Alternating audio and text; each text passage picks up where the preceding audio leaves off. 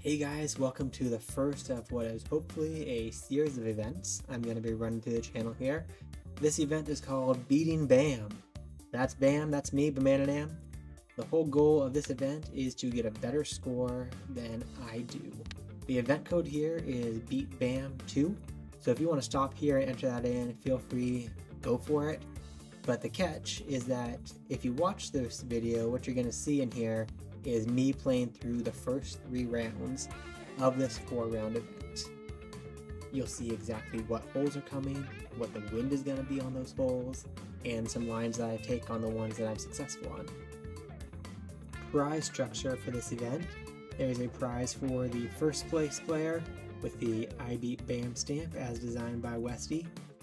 The same stamp goes on a different disc for anyone who beats my score in this event. The mold and attributes for both of those are going to be announced a little bit later on. Furthermore, there is a random draw. All you need to do is complete all 4 rounds and you'll be eligible for the random draw for a prize disc with a smiley stamp on it. The first round is Elite Eagles. The second round is Maple Hill Red Front 9. The third round is Downhill Danger. These 3 rounds, if you stay tuned in this video, I'm going to play through those 3 right now and set a good chunk of what my score is for what the score to beat is going to be to get a prize for this event. The final round is Bam's Beatdown. That's a layout that I put together of all of the holes that I absolutely hate to see come up because I struggle on them and I often lose strokes. That last round is going to be live streamed after this event closes. So you're not going to know the final score that you need to beat, but you have a decent idea after seeing those first 3 rounds that I'm about to play live here. This event is open now and will be live and available until Tuesday night at 9 p.m. Pacific time. At that time, I'm going to be going live on this YouTube channel, so if you want to watch that last round play out, see what the final score to beat is, make sure you subscribe to the channel and hit that little notification thing. It'll ping you when I am going live there. So without further ado, let's go and jump into round 1. Alright guys, here we go, starting out with Elite Eagles for round 1. These are holes where eagle is possible, but certainly not a given. This is going to be a glide skip right for me. There's a line around the right side here. The line I prefer is to go low up the middle. And give it a, with this 2 wind, I'm going to give it a straight pullback. Let the disc turn on its own and hopefully get a good skip off the side of the hill. Yes, the side of the hill kicks me back there towards the middle to have a 75-foot throw in. With the 2 wind, giving this some lift, I'm going to throw out my 55 feet of power right about there. And starting off with the first eagle. Always feels good to start any round that way. Next is Cahill Backwoods 9. With this 1 wind, I go forehand, glide, water skip, rive. Slide left with the bottom chevron right on the base of that tree there. And another 2/3 power and give it some hyzer to get around the bend here. And a water skip right up to the shore for basically a tap-in eagle. I think this hole used to be an Elite Eagle back when this layout was first defined, but it's certainly gotten easier now that the water skip is in play. Okay, this is frankly a tough wind, and I'm not sure I'm going to be able to get this one. I'm just going to take the glide skip paradigm and get it kind of low, but I got to give it some anhyzer. Oh, almost got that tree. Good skip here would be great. And it's certainly a forehand play out there to get further out. This 521, I know the glide skip rive is not going to get me far enough. So I'm going to try and get cheeky with a roller. This isn't a play I'd normally do or even know, so let's see if I can make something work. Oh, right into the bunker, that's probably not a good start. Oh, it might have a chance. Is it going to stand up? It's not going to stand up to go towards the basket, but I'm going to be here with a look. A look for this eagle, 87 feet. You guys realize I said Elite Eagles is when Elite Eagle is not a given, but that's not true. I totally mixed up this layout that I put in here. Elite Eagles is when an eagle should be the given. So these are holes that should be eagleable. With that 3 wind, I'll go 60 feet of power, taking 30 off, and we are able to get that one. It's fun to get creative on the rollout. I'm not sure I've ever successfully gotten that roller through before. Grizzly Gulch 5. This is one where I do wish I had, what's my aim point? I think this is the aim point. I do wish I had the Light Glide Rive in the bag, but I don't. So Light Glide Paradigm. And I kind of messed this up a lot, but I think this might get lucky scooting out the backside. It doesn't get lucky scooting out the backside. So this is not going to be an eagle for me. This is unfortunately a layup because I didn't get lucky over there and getting through. And we're taking our birdie, first drop stroke, and opportunity for you guys to get it back. Hole 5 is downtown 6. This is the Accurate Glide Sapphire off the tee. And then we're going Glide Water Skip Rive for our second shot across here. Ideally, I'm a little bit closer to that light post, but I think this will work out okay. Glide Water Skip Rive, get it out this gap, and this is looking like it should work out. Do I need 2 skips? I need 2 skips, don't I? Come on. Yes! A little bit lucky there. I'm never quite certain on that second skip, or how far that first skip is going to get. To hole 6, Frozen Valley 3. It's the Light Glide Paradigm. I'm going to top chevron right on the bottom of the basket. Get a little bit risky here. And I want my pullback just the tiniest bit of Anheuser. I think I do. I definitely missed the line there. Ideally I'm sliding across this ice, but I did get over here safely. See how far out I am if I'm going to run this. 184. I don't feel confident running this at all. So I'm going to try a high forehand harp, try to make it safe. About 200 feet of power. Now, not able to get that one. In a 1 wind, this is certainly an equalable hole. Definitely had the risk in my mind of getting in the water. If you get in the water there, it's also very easily a blow up hole. So rather play safe than too risky there. Alright, Oak Hill 6. I know there's the default aim line. This wind I don't love, so I'm going to go a little bit lower. And hopefully here gets it. I don't feel very confident with this. Give me a good water skip. And uh-oh, there it goes. Into the water. Not even a good look at this, I think. This might be a par. I'm going to have to aim up over this hillside. Take a lot of power off. I'm going to go like 50 there. Okay, able to save the birdie. So thankfully not the par, but this is one that's giving me some fits. Well, I don't remember if I put that in round 3. Round 4 rather. Round 4 is Bam's Beatdown. That's all the holes that I currently hate to see right now. Here's Coyotekin 5. I put the bottom chevron so that the right pointer is kind of right in that rock crevice. And the 1 wind, it's about a half disc of Anheuser. I like this a lot better than the forehand skip line. There's nothing in the way here. If you hit your line, you get a look at this basket. Going the forehand skipper way, I feel like you can hit your line, or you can get it, and then you can get a dead skip, or you can hit a cactus or one of the skulls on the ground. It's very easy to lose a stroke there going forehand, even when you do everything right. Accurate Glide Sapphire here. The top chevron points at the water right below this rock. Then you give it a straight pullback. Straight pullback should fly out nicely to the center and kick over towards the basket. It does. I'm going to take about 20 feet off this throw in, so the 98 footer will be about 80 feet of power. And ended up with that eagle. So we got minus 15 on round 1. This will be up on the scorecard. We'll move over to round 2. Moving right into round 2, it's Maple Hill Red's front 9. I have a few viable ace lines and a few kind of rough shot ace lines, so let's see if I can get any of them here. I'm going to go Accurate Roll River.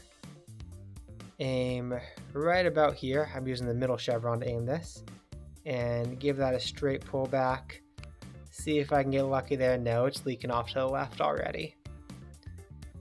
And we are 52 feet, give us about 30 power because we're downhill, and that 2 wind is going to give us some extra lift. Wait for it to wobble back on frame and get that one in. Moving to hole 2. Hole 2 is one I don't have a great ace line on. Well, I would say viable line, I just don't have it very dialed. The roll sapphire, kind of right at it. Go, go, go! No. Still a little bit low. I need to aim a bit higher there to get that one in. 45 feet, because it's downhill, I'm going to aim down just a little bit and then get that putt in. If that was flat ground, I'd definitely not be aiming down because that'd be a big possibility that I'd fall short if I aim down from 45 feet. This is going to be the accurate roll sapphire. Slide right above here on the tree, and give it a good bit of hyzer. There's certainly a line up the left side, but this over the top line is not a great ace chance with that wind unless you have it a lot more dialed than I do, but it gets you in putting range for this basket, which I don't think you usually say the same for going left side with something sort of a really overstable forehand through there. Hole 4 I think is my best ace chance. The accurate harp. Slide left, bottom chevron right on the corner of the landscaping box, and a straight pullback gives us a chance. Go, go, go! Yes! There's the one ace, shooting one ace through this. Makes me a happy banana nam. Hole 5, taking the harp again. You can see here's a warship that's got the stamp. I beat Bam. That'll be the stamp if you beat me through here. Not for this hole for me though, it's the high harp. Get it up there. Nope. That wind kept me going to the right and didn't get there, but we got the birdie. Anything worse than birdie on these is really making the mistake. I want to make ace runs that are reasonably viable ace runs, but also give you a chance at coming out of it with a birdie at worst. That was the harp again, getting up the right side. Just let it fade over here, aim down a little bit on the putt, minimize the chance of the spit outs, and tap in that birdie. Moving to hole 7. Hole 7, oh that's a rough wind. I think it's the roll sapphire on this wind. Give it some anhyzer, and it got up there, but certainly not an ace chance on the forehand. Usually that's a backhand sapphire or musket for me to make a run at this basket. Hole 8, we have this one. It's the accurate roll musket, and try to get kind of lucky flexing it through the trees. That tree is my biggest concern. Uh-oh. Uh-oh. We'll see if birdie's savable here. I'm not sure how much this bench is in the way, or that bush collision. This might be a bit of a disaster. We'll see. I want the sway to go up a little bit. Oh, yep. Hit me down hard. So there's giving that ace right back to y'all. But I overturned that too much and ended up at the benches. Don't want to be there. Hole 9 is a fuse run for me. Aim to the left. Give it that barely over 200 power. And fall way short. Definitely have some risk of going long there. We got the uphill putt, so we're going to aim up on it.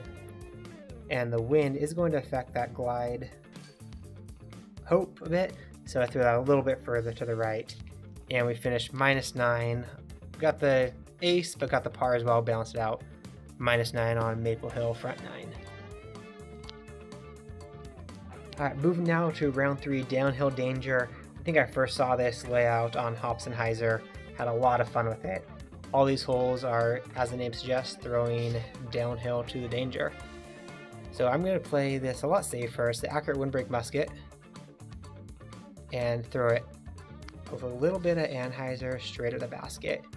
The goal here is to get this to fade back to safety and not get stuck the way a roll disc would up behind that tree. So we're down here in putting range, aim down a little bit, and tap that putt in. Just taking the first birdie on the first big downhill. Hole 2 is downtown 7, so they're roll musket, top chevron, right on the edge of the island, and about a half disc of hyzer. Ideally this is slipping just to the left of the basket and not going by this bridge, but that bridge is able to stop at this time, 54 feet. A little bit of raised basket, but I'm a little bit raised too, so I'll go with that typical 60 foot of power, just round that up. Works fine there. Move to hole 3, Lost Island 8. Light glide paradigm, slide right.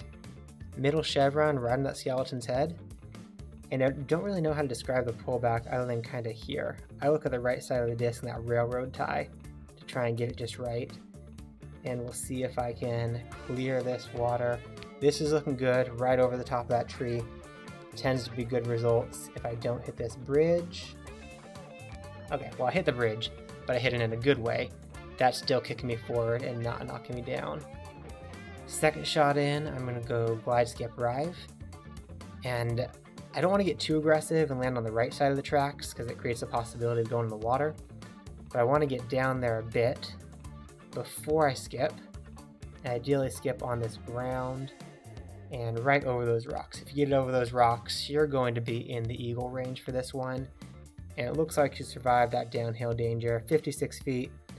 There's my 60 foot of power mark. And getting that eagle. That is not one I commonly get, so it's nice to get that here. Maybe not nice for you guys watch this, you need to beat me. I don't see much danger here. This is the harp. I take the bottom chevron right on the top of that tree. And usually a straight pullback with this headwind, I'm going to give it just a little bit of hyzer. And as long as there's not a 3 headwind, you're going to clear those trees and end up down here pretty close to the basket. Slight aim down and get the putt in for this birdie. Hole 5 here is downtown 9. I really like the line I worked on here. This is a glide water skip rive. Glide windbreak rive would work as well. Potentially even light glide, you have to adjust the power a little bit. I slide left. I put the middle chevron kind of right on this crack in the trees. And then with the 1 wind, I give it a little bit of anhyzer, but with this 2 wind, I'm going to go straight pullback. Just over that 2/3 power. And if this works well, it's going to be a beauty. A little bit further right than I prefer. Oh, well, as I'm saying, I really like the line, then I miss it. That doesn't look too good for y'all. It is a good line, if you do it better than I did there. Anyway, 111 on a raised basket, so I'm calling about a 120 distance, and the 2 headwind, so I'll throw about 100 power. And it stuck. Able to get the birdie there. What I like about that power down line is you're very unlikely to turn it over to the right.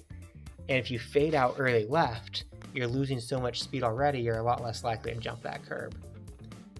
This hole, frankly, I think is pretty boring. It's the accurate roll sapphire, top chevron, right on this little hump in the landscaping, and give it a straight pullback. I really wish this hole could get more than a 1 wind. Because once you figure it out, there's not a ton that can go wrong once you figure out what your line is.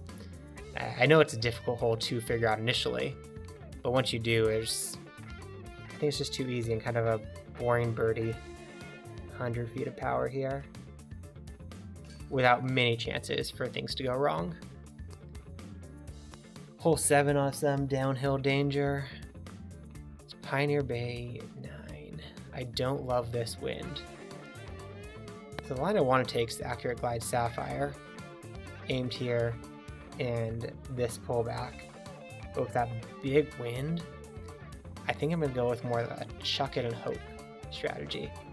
Throw it way out there with the glide roll, probably could have gone wind glide, and hope this ends up somewhere in the middle. Yep, this is going to give me a chance. Potentially even a chance at the throw-in. I'm going to go windbreak musket. It might be short, but I don't mind it being short as long as I'm not long. It's not long, and definitely short. But getting the birdie there in that tough wind is nice. Just taking the roll rive chucking it out there far. I don't want to try and get cheeky in that kind of wind because it's very easy to end up OB short.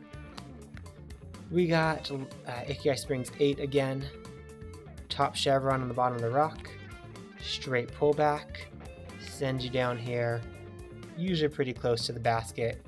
I know last time in round 1 I did this one, it leaked a little bit out to the right. This is more of a common result.